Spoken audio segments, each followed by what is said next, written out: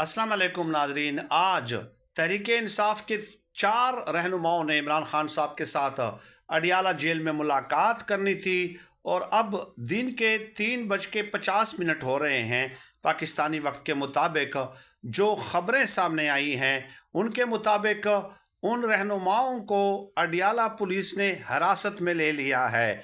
जी हाँ, अब आप अंदाज़ा लगा लें कि उनमें उमर अयूब साहब जो कि कौमी असम्बली में अपोजिशन लीडर हैं, मलक अहमद ख़ान भुच्चर जो कि पंजाब असम्बली में अपोजिशन लीडर हैं, सेनेटर शिबली फराज जो कि सेनेट में अपोजिशन लीडर हैं, इन तीनों को अडियाला चौकी में शिफ्ट कर दिया गया है बजाय इसके कि इमरान खान साहब से मुलाकात करने दी जाए। तो इसका मतलब ये हुआ कि अब मेरे ख्याल में इस मुल्क में अपोजिशन की ज़रूरत ही नहीं है जब आपने अपोजिशन रहनुमाओं को गिरफ्तार करना है। लेकिन लेट अस सी कि क्या वो मुलाकात करने देते हैं, रिहा करते हैं या नहीं।